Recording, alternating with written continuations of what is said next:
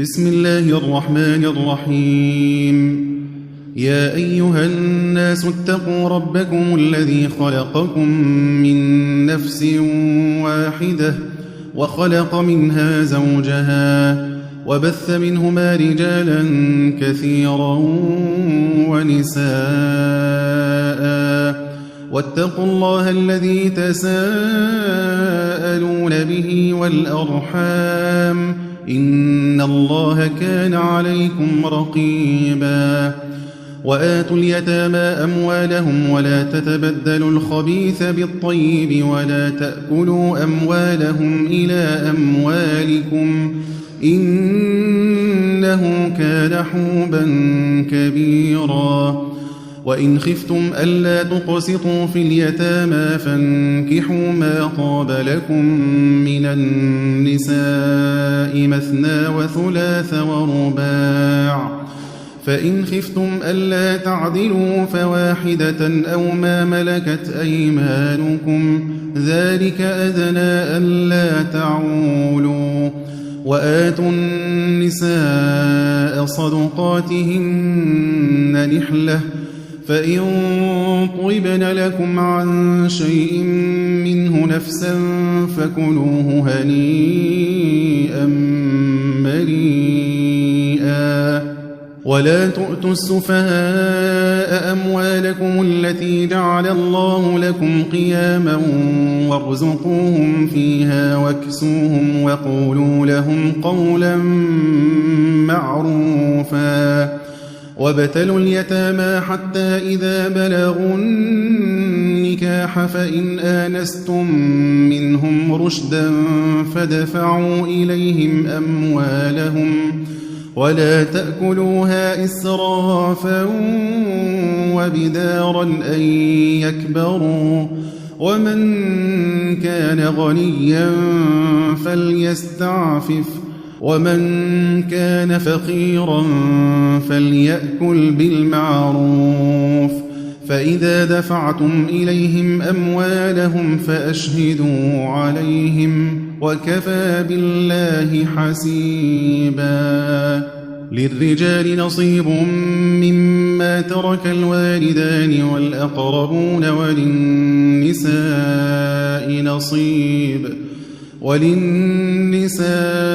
نصيب مما ترك الوالدان والأقربون مما قل منه أو كثر نصيبا مفروضا. وإذا حضر القسمة أولو القربى واليتامى والمساكين فارزقوهم منه وقولوا لهم قولا معروفا. وليخشى الذين لو تركوا من خلفهم ذرية ضعافا خافوا عليهم فليتقوا الله وليقولوا قولا سديدا. إن الذين يأكلون أموال اليتامى ظلما إنما يأكلون في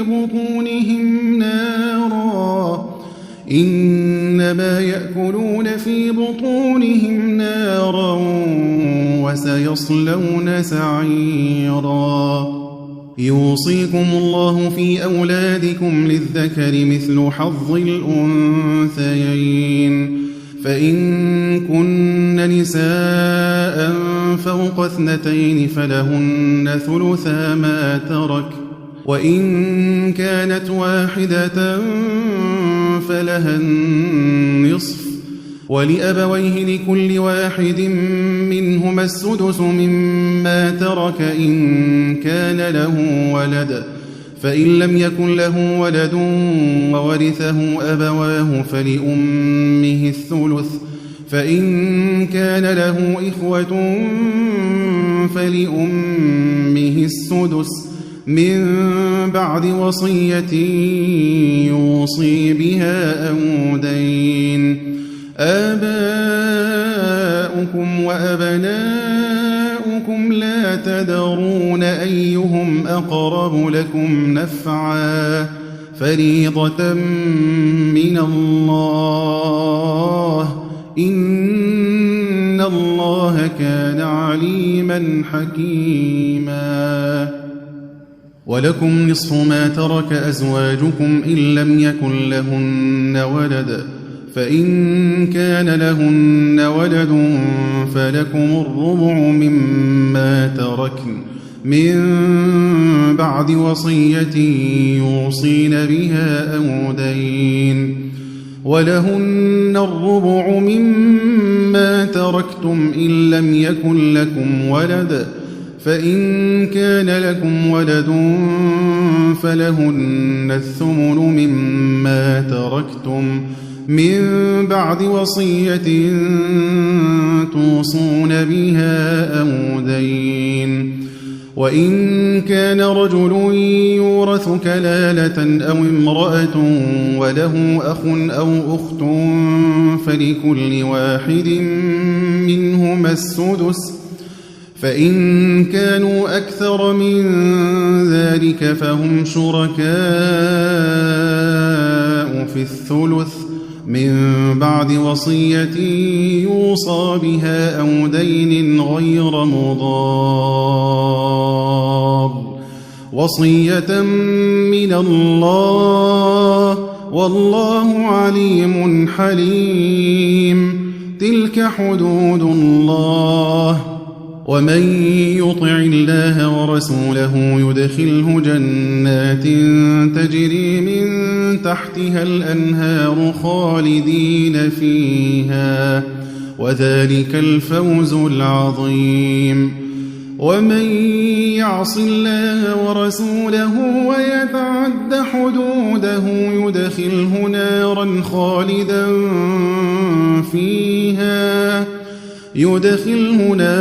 خالدا فيها وله عذاب مهين. واللاتي يأتين الفاحشة من نسائكم فاستشهدوا عليهن 4 منكم، فإن شهدوا فأمسكوهن في البيوت حتى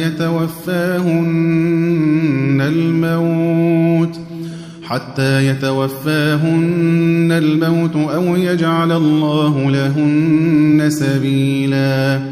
واللذان يأتيانها منكم فآذوهما، فإن تابا وأصلحا فأعرضوا عنهما، إن الله كان توابا رحيما. إنما التوبة على الله للذين يعملون السوء بجهالة ثم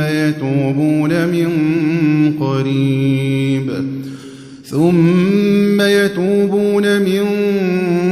قريب فأولئك يتوب الله عليهم، وكان الله عليما حكيما. وليست التوبة للذين يعملون السيئات حتى إذا حضر أحدهم الموت قال إني تبت الآن، ولا الذين يموتون وهم كفار أولئك أعتدنا لهم عذابا أليما. يا أيها الذين آمنوا لا يحل لكم أن ترثوا النساء كرها ولا تعضلوهن لتذهبوا ببعض ما آتيتموهن إلا أن يأتين بفاحشة مبينة، وعاشروهن بالمعروف، فإن كرهتموهن فعسى أن تكرهوا شيئا ويجعل الله فيه خيرا كثيرا. وإن أردتم استبدال زوج مكان زوج وآتيتم إحداهن قنطارا فلا تأخذوا منه شيئا، أتأخذونه بهتانا وإثما مبينا وكيف تأخذونه وقد أفضى بعضكم إلى بعض وأخذن منكم ميثاقا غليظا ولا تنكحوا ما نكح آباؤكم من النساء إلا ما قد سلف إنه كان فاحشة ومقتا وساء سبيلا حرمت عليكم أمهاتكم وبناتكم وأخواتكم وعماتكم وخالاتكم وبنات الأخ وبنات الأخت وأمهاتكم اللاتي أرضعنكم وأخواتكم من الرضاعة وأمهات نسائكم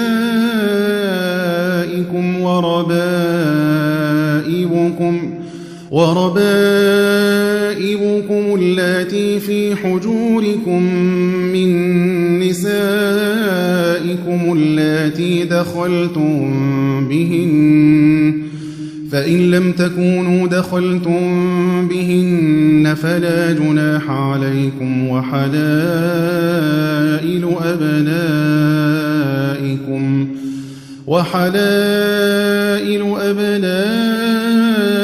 الذين من أصلابكم وأن تجمعوا بين الأختين إلا ما قد سلف إن الله كان غفورا رحيما والمحصنات من النساء إلا ما ملكت أيمانكم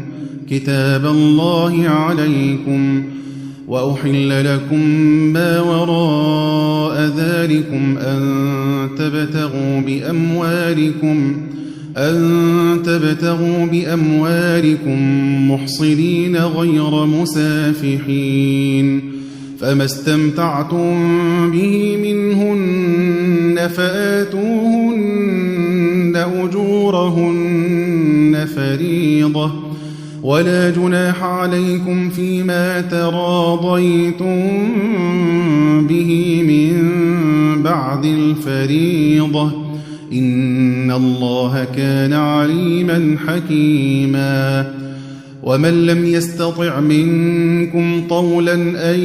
ينكح المحصنات المؤمنات فمما ملكت أيمانكم من فتياتكم المؤمنات والله أعلم بإيمانكم بعضكم من بعض فانكحوهن بإذن أهلهن وآتوهن أجورهن بالمعروف محصنات غير مسافحات ولا متخذات أخدان فإذا أحصن فإن أتين بفاحشة فعليهن نصف ما على المحصنات من العذاب ذلك لمن خشي العنة منكم وأن تصبروا خير لكم والله غفور رحيم يريد الله ليبين لكم ويهديكم سنن الذين من قبلكم ويتوب عليكم والله عليم حكيم والله يريد أن يتوب عليكم ويريد الذين يتبعون الشهوات أن تميلوا ميلا عظيما يريد الله أن يخفف عنكم وخلق الإنسان ضعيفا يا أيها الذين آمنوا لا تأكلوا أموالكم بينكم بالباطل إلا أن تكون تجارة عن تراض منكم ولا تقتلوا أنفسكم إن الله كان بكم رحيما ومن يفعل ذلك عدوانا وظلما فسوف نصليه نارا وكان ذلك على الله يسيرا إن تجتنبوا كبائر ما تنهون عنه نكفر عنكم سيئاتكم وندخلكم مدخلا كريما ولا تتمنوا ما فضل الله به بعضكم على بعض للرجال نصيب مما اكتسبوا وللنساء نصيب مما اكتسبن واسألوا الله من فضله إن الله كان بكل شيء عليما ولكل جعلنا موالي مما ترك الوالدان والأقربون والذين عقدت أيمانكم فآتوهم نصيبهم إن الله كان على كل شيء شهيدا الرجال قوامون على النساء بما فضل الله بعضهم على بعض وبما أنفقوا من أموالهم فالصالحات قانتات حافظات للغيب بما حفظ الله واللاتي تخافون نشوزهن فعظوهن واهجروهن في المضاجع واضربوهن فإن أطعنكم فلا تبغوا عليهن سبيلا إن الله كان عليا كبيرا وإن خفتم شقاق بينهما فبعثوا حكما من أهله وحكما من أهلها إن يريدا إصلاحا يوفق الله بينهما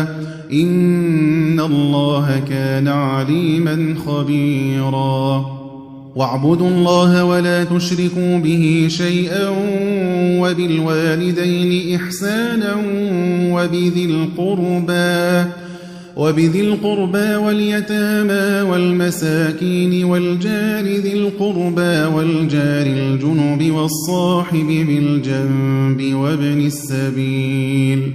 وابن السبيل وما ملكت أيمانكم إن الله لا يحب من كان مختالا فخورا الذين يبخلون ويأمرون الناس بالبخل ويكتمون ما آتاهم الله من فضله وأعتدنا للكافرين عذابا مهينا والذين ينفقون أموالهم رئاء الناس ولا يؤمنون بالله ولا باليوم الآخر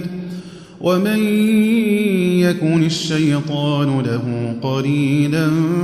فساء قرينا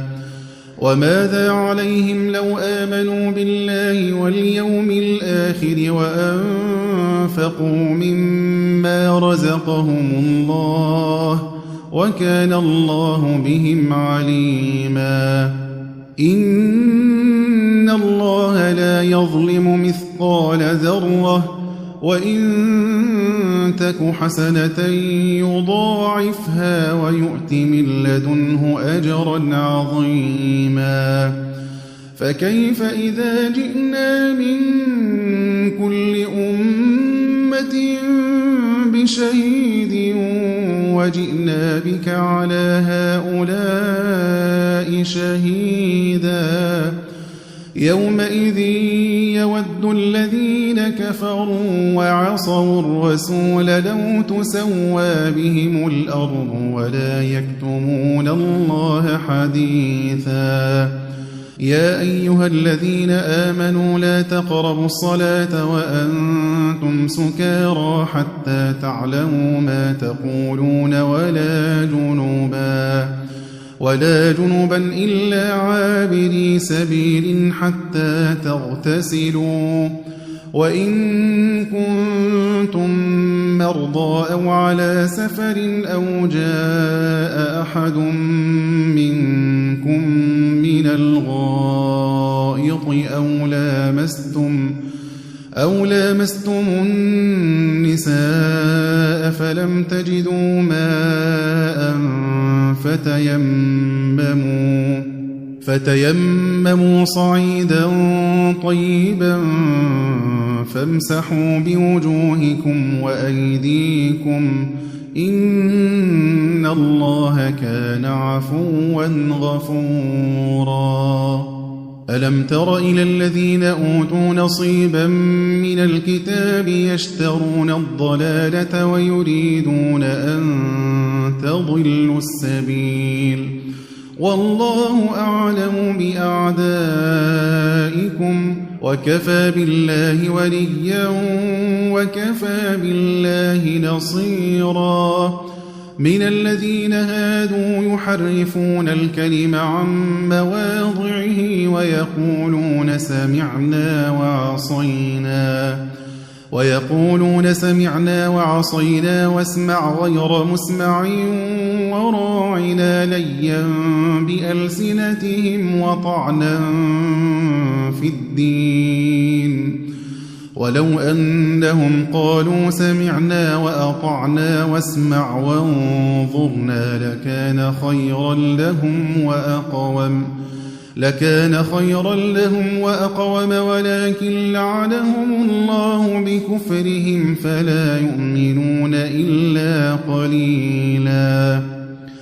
يا أيها الذين أوتوا الكتاب آمنوا بما نزلنا مصدقا لما معكم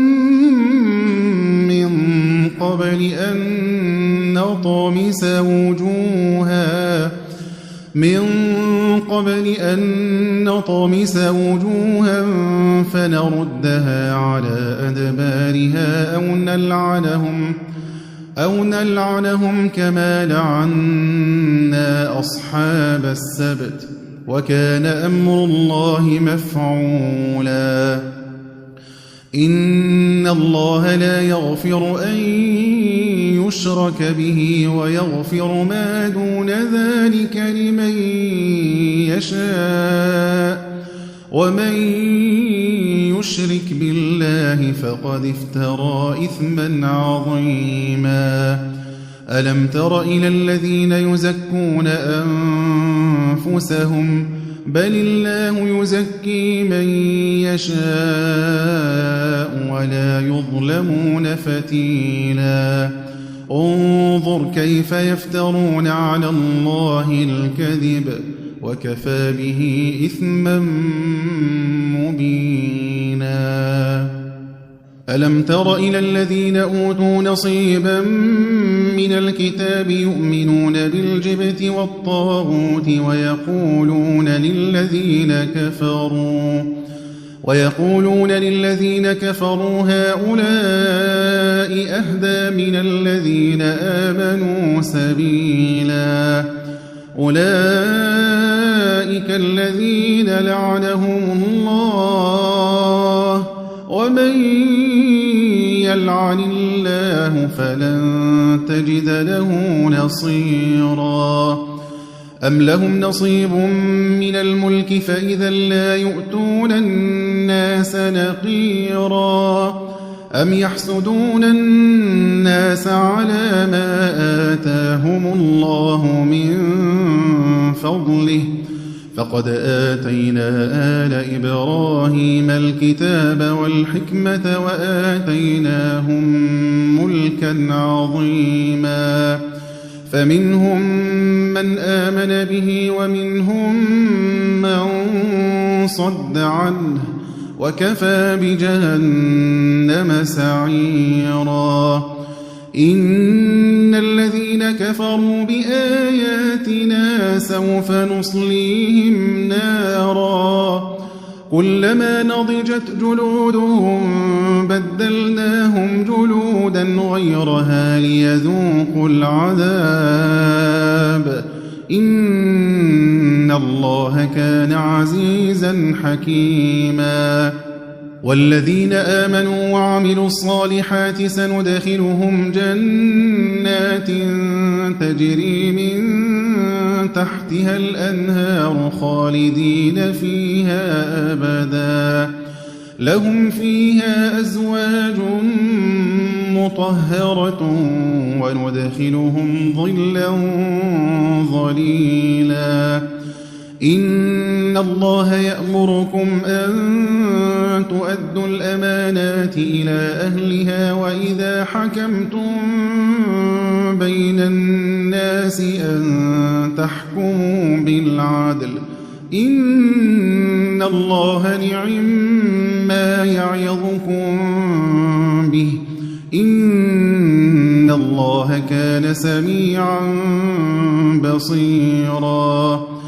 يا أيها الذين آمنوا أطيعوا الله وأطيعوا الرسول وأولي الأمر منكم فإن تنازعتم في شيء فردوه إلى الله والرسول إن كنتم تؤمنون بالله واليوم الآخر ذلك خير وأحسن تأويلا ألم تر إلى الذين يزعمون أنهم آمنوا بما أنزل إليك وما أنزل من قبلك يريدون أن يتحاكموا إلى الطاغوت وقد أمروا أن يكفروا به ويريد الشيطان أن يضلهم ضلالا بعيدا وإذا قيل لهم تعالوا إلى ما أنزل الله وإلى الرسول رأيت المنافقين يصدون عنك صدودا فكيف إذا أصابتهم مصيبة بما قدمت أيديهم ثم جاءوك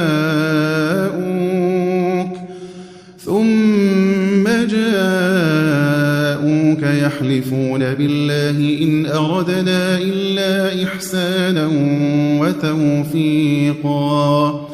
أولئك الذين يعلم الله ما في قلوبهم فأعرض عنهم وعظهم وقل لهم في أنفسهم قولا بليغا وما أرسلنا من رسول إلا ليطاع بإذن الله ولو أنهم إذ ظلموا أنفسهم جاءوك فاستغفروا الله واستغفر لهم الرسول لوجدوا الله توابا رحيما فلا وربك لا يؤمنون حتى يحكموك فيما شجر بينهم ثم لا يجدوا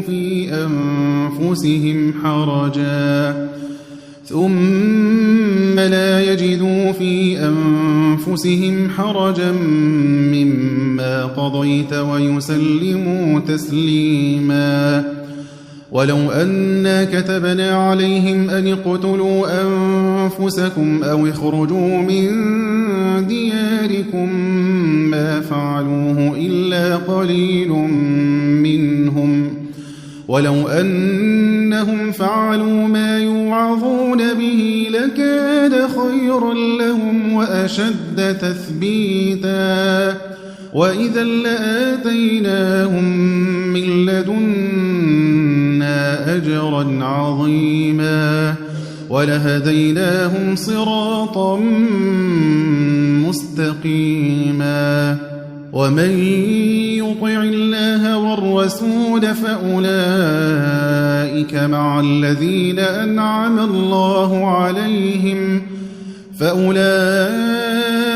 مع الذين أنعم الله عليهم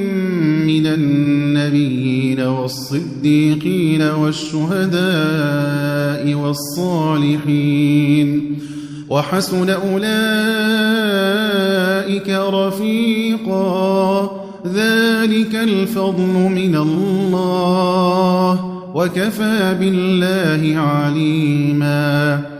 يا أيها الذين آمنوا خذوا حذركم فانفروا ثبات أو انفروا جميعا وإن منكم لمن ليبطئن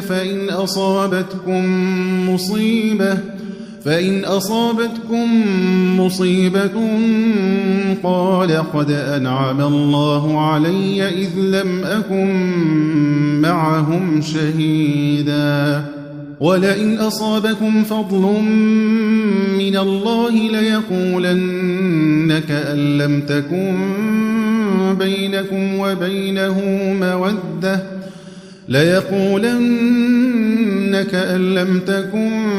بينكم وبينه مودة يا ليتني كنت معهم فأفوز فوزا عظيما فليقاتل في سبيل الله الذين يشرون الحياة الدنيا بالآخرة ومن يقاتل في سبيل الله فيقتل أو يغلب فسوف نؤتيه أجرا عظيما وما لكم لا تقاتلون في سبيل الله والمستضعفين من الرجال والنساء والولدان الذين يقولون ربنا أخرجنا من هذه القرية الظالم أهلها واجعل لنا من لدنك وليا واجعل لنا من لدنك نصيرا الذين آمنوا يقاتلون في سبيل الله والذين كفروا يقاتلون في سبيل الطاغوت فقاتلوا أولياء الشيطان إن كيد الشيطان كان ضعيفا ألم تر إلى الذين قيل لهم كفوا أيديكم وأقيموا الصلاة وآتوا الزكاة فلما كتب عليهم القتال إذا فريق منهم يخشون الناس كخشية الله أو أشد خشية وقالوا ربنا لم كتبت علينا القتال لولا أخرتنا إلى أجل قريب قل متاع الدنيا قليل والآخرة خير لمن اتقى ولا تظلمون فتيلا أينما تكونوا يدرككم الموت ولو كنتم في بروج مشيدة وإن تصبهم حسنة يقولوا هذه من عند الله وإن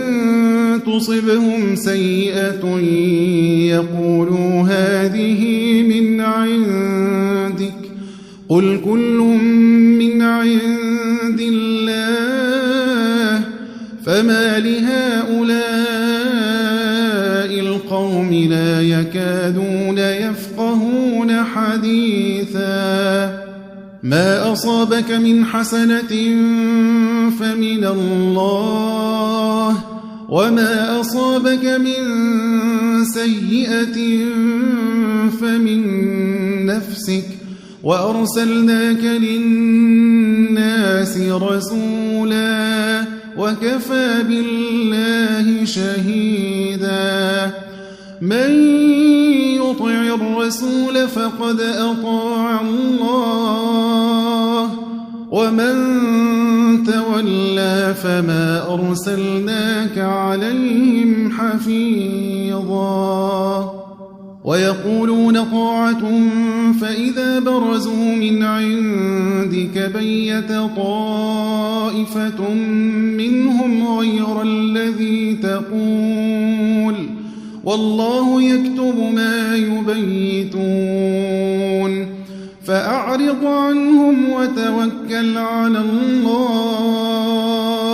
وكفى بالله وكيلا أفلا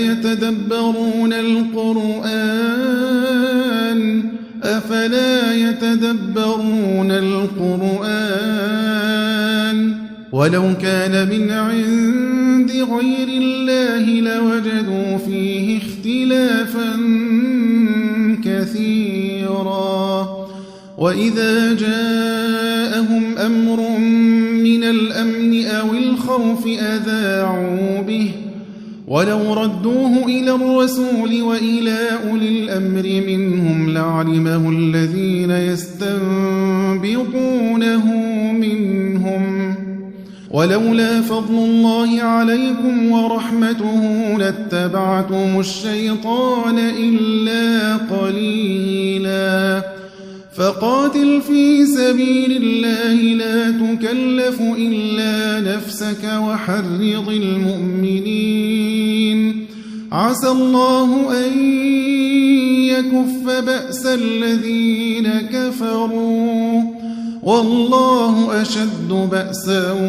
وأشد تنكيلا من يشفع شفاعة حسنة يكن له نصيب منها ومن يشفع شفاعة سيئة يكن له كفل منها وكان الله على كل شيء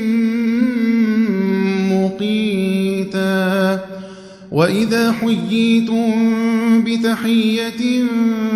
فحيوا بأحسن منها أو ردوها إن الله كان على كل شيء حسيبا الله لا إله إلا هو ليجمعنكم إلى يوم القيامة لا ريب فيه ومن أصدق من الله حديثا فما لكم في المنافقين فئتين والله أركسهم بما كسبوا أتريدون أن تهدوا من أضل الله ومن يضلل الله فلن تجد له سبيلا ودوا لو تكفرون كما كفروا فتكونون سواء فلا تتخذوا منهم أولياء حتى يهاجروا في سبيل الله فإن تولوا فخذوهم واقتلوهم حيث وجدتموهم ولا تتخذوا منهم وليا ولا نصيرا إلا الذين يصلون إلى قوم بينكم وبينهم ميثاق أو جاءوكم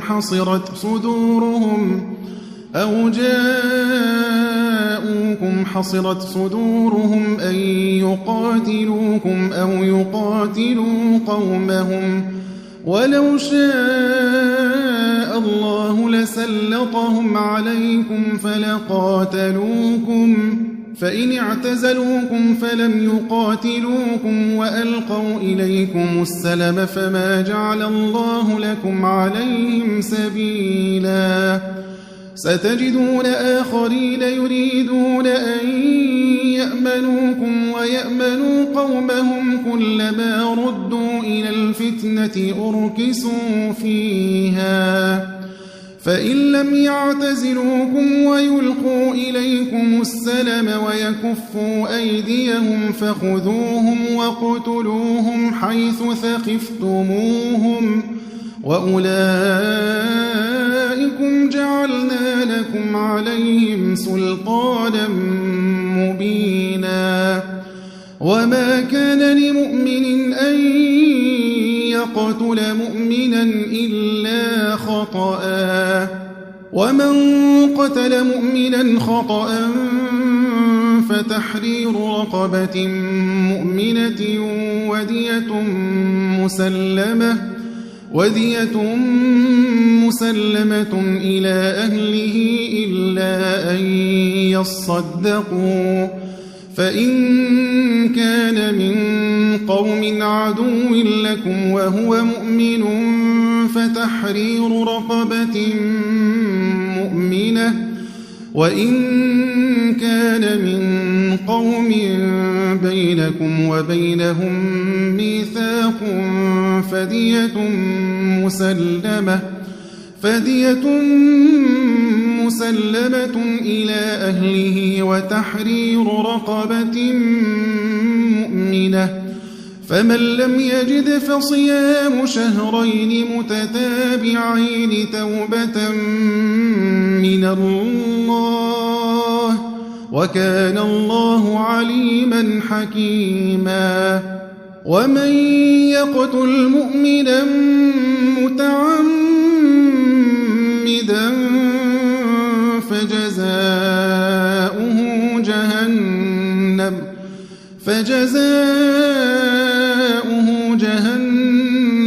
خالدا فيها وغضب الله عليه ولعنه وأعد له عذابا عظيما يا أيها الذين آمنوا إذا ضربتم في سبيل الله فتبينوا ولا تقولوا لمن ألقى إليكم السلام لست مؤمنا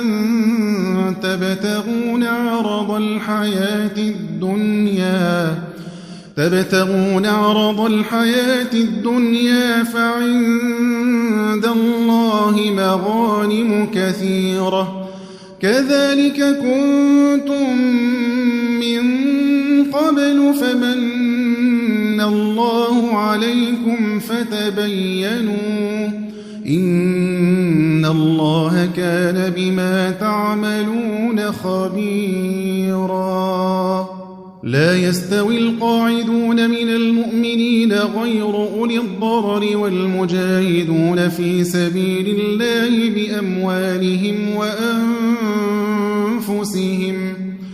فضل الله المجاهدين بأموالهم وأنفسهم على القاعدين درجة وكلا وعد الله الحسنى وفضل الله المجاهدين على القاعدين أجرا عظيما درجات منه ومغفرة ورحمة وكان الله غفورا رحيما إن الذين توفاهم الملائكة ظالمي أنفسهم قالوا فيم كنتم قالوا كنا مستضعفين في الأرض قالوا ألم تكن أرض الله واسعة فتهاجروا فيها فأولئك مأواهم جهنم وساءت مصيرا إلا المستضعفين من الرجال والنساء والولدان لا يستطيعون حيلة ولا يهتدون سبيلا فأولئك عسى الله أن يعفو عنهم وكان الله عفوا غفورا ومن يهاجر في سبيل الله يجد في الأرض مراغما كثيرا وسعة ومن يخرج من بيته مهاجرا إلى الله ورسوله ثم يدركه الموت فقد وقع أجره على الله وكان الله غفورا رحيما وإذا ضربتم في الأرض فليس عليكم جناح أن تقصروا من الصلاة إن خفتم أن يفتنكم الذين كفروا إن الكافرين كانوا لكم عدوا مبينا وإذا كنت فيهم فأقمت لهم الصلاة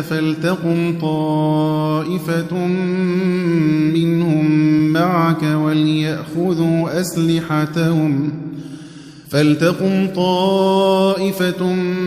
منهم معك وليأخذوا أسلحتهم فإذا سجدوا فليكونوا من ورائكم ولتأت طائفة أخرى لم يصلوا فليصلوا معك وليأخذوا حذرهم وأسلحتهم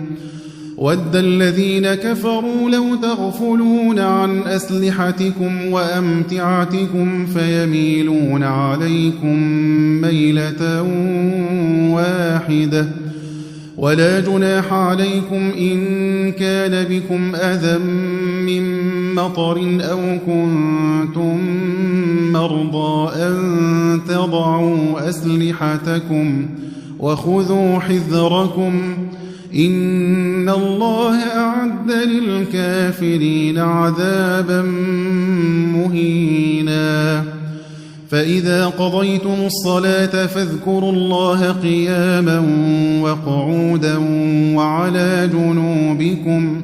فإذا اطمأننتم فأقيموا الصلاة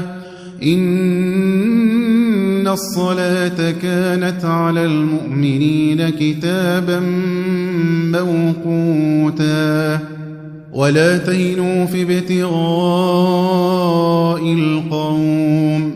إن تكونوا تألمون فإنهم يألمون كما تألمون وترجون من الله ما لا يرجون وكان الله عليما حكيما إنا أنزلنا إليك الكتاب بالحق لتحكم بين الناس بما أراك الله ولا تكن للخائنين خصيما واستغفر الله إن الله كان غفورا رحيما ولا تجادل عن الذين يختانون أنفسهم إن الله لا يحب من كان خوانا أثيما يستخفون من الناس ولا يستخفون من الله وهو معهم إذ يبيتون ما لا يرضى من القول وكان الله بما يعملون محيطا ها أنتم هؤلاء جادلتم عنهم في الحياة الدنيا فمن يجادل الله عنهم يوم القيامة أم من يكون عليهم وكيلا ومن يعمل سوءا أو يظلم نفسه ثم يستغفر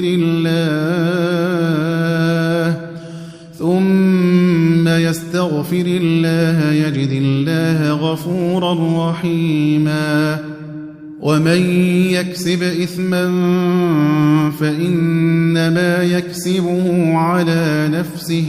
وكان الله عليما حكيما ومن يكسب خطيئة أو إثما ثم يرم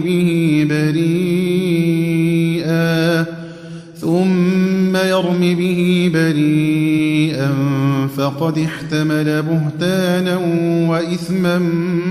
مبينا ولولا فضل الله عليك ورحمته لهمت طائفة منهم أن يضلوك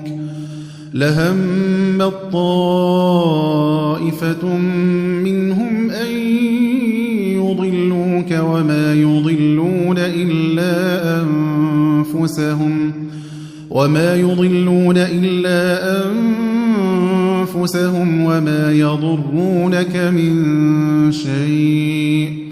وأنزل الله عليك الكتاب والحكمة وعلمك ما لم تكن تعلم وكان فضل الله عليك عظيما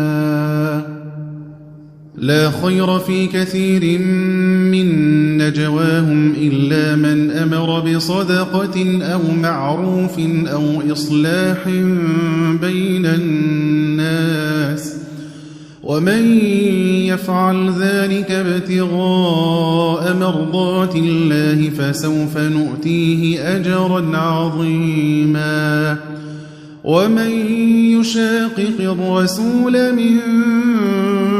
بعد ما تبين له الهدى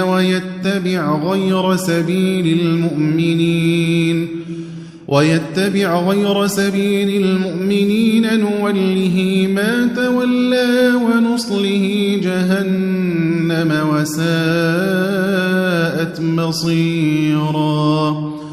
إن الله لا يغفر أن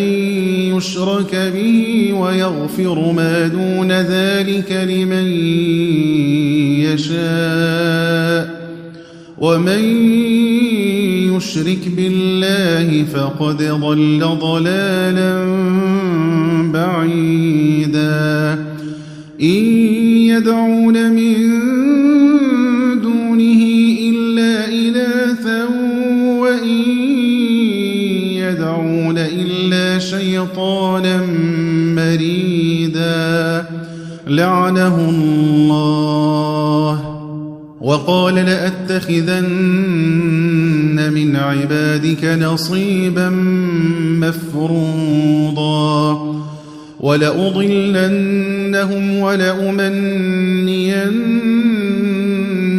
ولآمرنهم فليبتكن آذان الأنعام ولآمرنهم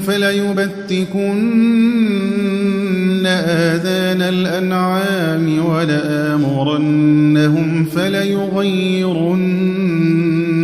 خلق الله ومن يتخذ الشيطان وليا من دون الله فقد خسر خسرانا مبينا يعدهم ويمنيهم وما يعدهم الشيطان إلا غرورا أولئك مأواهم جهنم ولا يجدون عنها محيصا والذين آمنوا وعملوا الصالحات سندخلهم جنات تجري من تحتها الأنهار خالدين فيها أبدا وعد الله حقا ومن أصدق من الله قيلا ليس بأمانيكم ولا أماني أهل الكتاب من يعمل سوءا يجز به ولا يجد له من دون الله وليا ولا نصيرا ومن يعمل من الصالحات من ذكر أو أنثى وهو مؤمن فأولئك يدخلون الجنة ولا يظلمون نقيرا ومن أحسن دينا ممن أسلم وجهه لله وهو محسن واتبع ملة إبراهيم حنيفا واتخذ الله إبراهيم خليلا ولله ما في السماوات وما في الأرض وكان الله بكل شيء محيطا ويستفتونك في النساء قل الله يفتيكم فيهن وما يتلى عليكم في الكتاب في يتامى النساء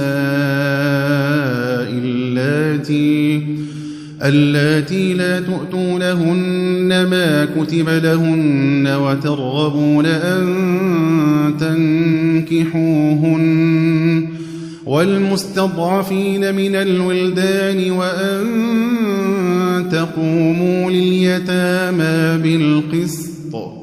وما تفعلوا من خير فإن الله كان به عليما وإن امرأة خافت من بعلها نشوزا أو إعراضا فلا جناح عليهما أن يصلحا بينهما صلحا والصلح خير وأحضرت الأنفس الشح وإن تحسنوا وتتقوا فإن الله كان بما تعملون خبيرا ولن تستطيعوا أن تعدلوا بين النساء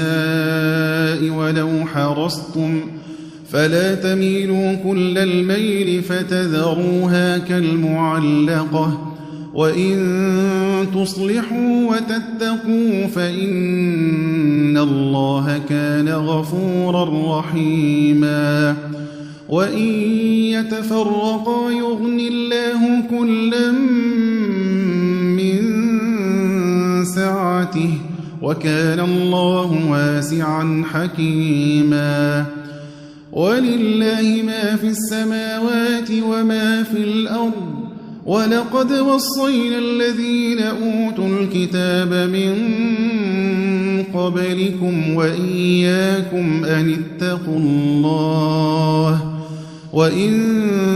تكفروا فإن لله ما في السماوات وما في الأرض وكان الله غنيا حميدا ولله ما في السماوات وما في الأرض وكفى بالله وكيلا إن يشأ يذهبكم أيها الناس ويأت بآخرين وكان الله على ذلك قديرا من كان يريد ثواب الدنيا فعند الله ثواب الدنيا والآخرة وكان الله سميعا بصيرا يا أيها الذين آمنوا كونوا قوامين بالقسط شهداء لله ولو على أنفسكم أو الوالدين والأقربين إن يكن غنيا أو فقيرا فالله أولى بهما فلا تتبعوا الهوى أن تعدلوا وإن تلووا أو تعرضوا فإن الله كان بما تعملون خبيرا. يا أيها الذين آمنوا بالله ورسوله والكتاب الذي نزل على رسوله والكتاب الذي أنزل من قبل ومن يكفر بالله وملائكته وكتبه ورسله واليوم الآخر فقد ضل ضلالا بعيدا. إن الذين آمنوا ثم كفروا ثم آمنوا ثم كفروا ثم ازدادوا كفرا لم يكن الله ليغفر لهم ولا ليهديهم سبيلا. بشر المنافقين بأن لهم عذابا أليما. الذين يتخذون الكافرين أولياء من دون المؤمنين أيبتغون عندهم العزة فإن العزة لله جميعا. وقد نزل عليكم في الكتاب أن إذا سمعتم آيات الله يكفر بها ويستهزأ بها فلا تقعدوا معهم حتى يخوضوا في حديث غيره إنكم إذا مثلهم. إن الله جامع المنافقين والكافرين في جهنم جميعا. الذين يتربصون بكم فإن كان لكم فتح من الله قالوا ألم نكن معكم وإن كان للكافرين نصيب قالوا ألم نستحوذ عليكم ونمنعكم من المؤمنين فالله يحكم بينكم يوم القيامة ولن يجعل الله للكافرين على المؤمنين سبيلا. إن المنافقين يخادعون الله وهو خادعهم وإذا قاموا إلى الصلاة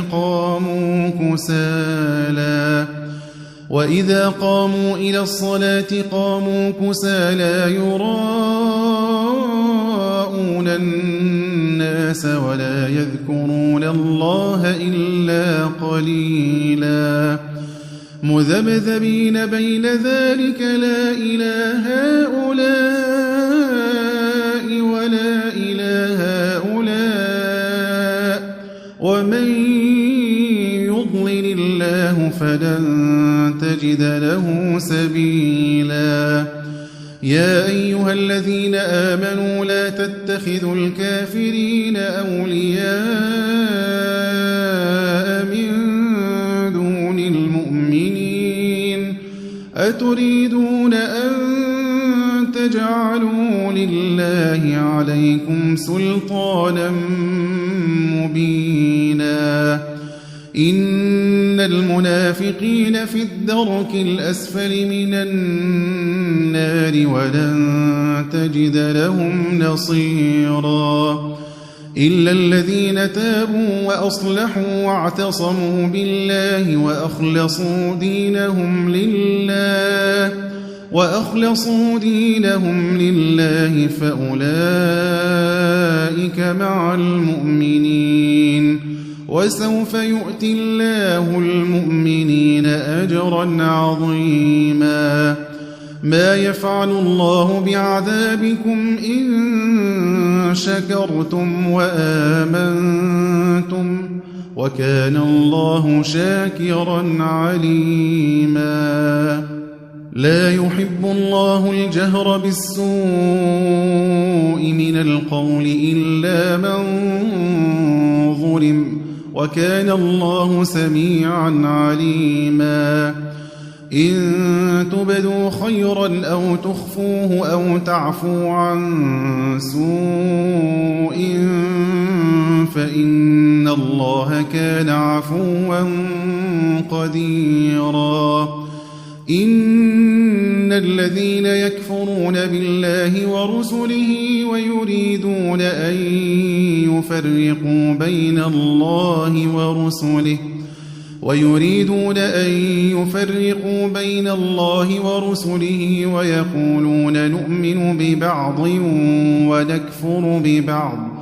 ويقولون نؤمن ببعض ونكفر ببعض ويريدون أن يتخذوا بين ذلك سبيلا أولئك هم الكافرون حقا وأعتدنا للكافرين عذابا مهينا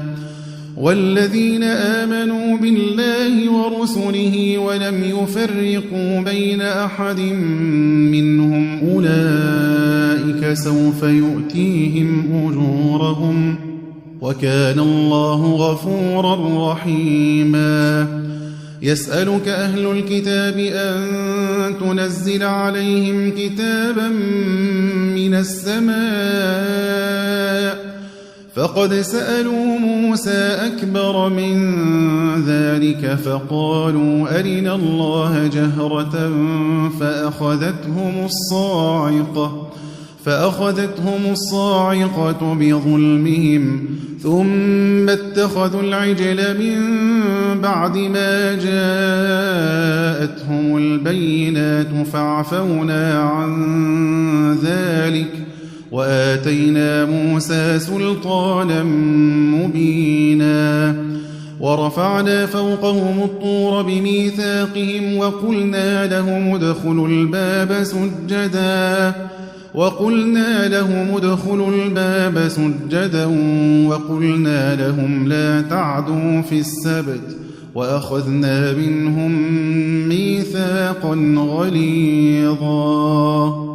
فبما نقضهم ميثاقهم وكفرهم بآيات الله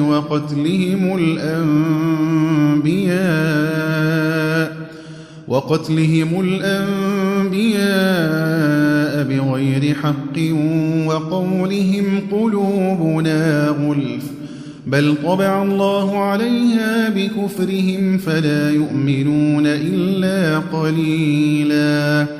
وبكفرهم وقولهم على مريم بهتانا عظيما وقولهم إنا قتلنا المسيح عيسى بن مريم رسول الله وما قتلوه وما صلبوه ولكن شبه لهم وإن الذين اختلفوا فيه لفي شك منه ما لهم به من علم إلا اتباع الظن وما قتلوه يقينا بل رفعه الله إليه وكان الله عزيزا حكيما وإن من أهل الكتاب إلا ليؤمنن به قبل موته ويوم القيامة يكون عليهم شهيدا فبظلم من الذين هادوا حرمنا عليهم طيبات أحلت لهم وبصدهم عن سبيل الله كثيرا وأخذهم الربا وقد نهوا عنه وأكلهم أموال الناس بالباطل وأعتدنا للكافرين منهم عذابا أليما لكن الراسخون في العلم منهم والمؤمنون يؤمنون بما أنزل إليك وما أنزل من قبلك والمقيمين الصلاة والمؤتون الزكاة والمؤمنون بالله واليوم الآخر أولئك سنؤتيهم أجرا عظيما إنا أوحينا إليك كما أوحينا إلى نوح والنبيين من بعده وأوحينا إلى إبراهيم وإسماعيل وإسحاق ويعقوب والأسباط وعيسى وأيوب ويونس وهارون وسليمان وآتينا داود زبورا ورسلا قد قصصناهم عليك من قبل ورسلا لم نقصصهم عليك وكلم الله موسى تكليما رسلا مبشرين ومنذرين لئلا يكون للناس على الله حجة بعد الرسل وكان الله عزيزا حكيما لكن الله يشهد بما أنزل إليك أنزله بعلمه والملائكة يشهدون وكفى بالله شهيدا إن الذين كفروا وصدوا عن سبيل الله قد ضلوا ضلالا بعيدا إن الذين كفروا وظلموا لم يكن الله ليغفر لهم ولا ليهديهم طريقا إلا طريق جهنم خالدين فيها أبدا وكان ذلك على الله يسيرا يا أيها الناس قد جاءكم الرسول بالحق من ربكم فآمنوا خيرا لكم وإن تكفروا فإن لله ما في السماوات والأرض وكان الله عليما حكيما يا أهل الكتاب لا تغلوا في دينكم ولا تقولوا على الله إلا الحق إنما المسيح عيسى بن مريم رسول الله وكلمته ألقاها إلى مريم وروح منه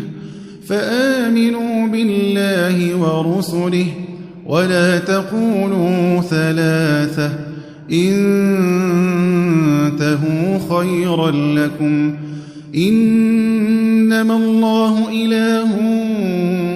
واحد سبحانه أن يكون له ولد له ما في السماوات وما في الأرض وكفى بالله وكيلا لن يستنكف المسيح أن يكون عبدا لله ولا الملائكة المقربون ومن يستنكف عن عبادته ويستكبر فسيحشرهم إليه جميعا فأما الذين آمنوا وعملوا الصالحات فيوفيهم أجورهم ويزيدهم من فضله وأما الذين استنكفوا واستكبروا فيعذبهم عذابا أليما ولا يجدون لهم من دون الله وليا ولا نصيرا يا أيها الناس قد جاءكم برهان من ربكم وأنزلنا إليكم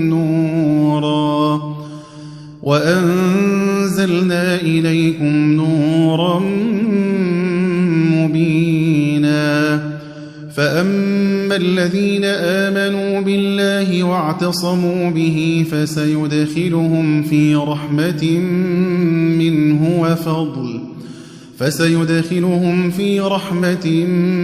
منه وفضل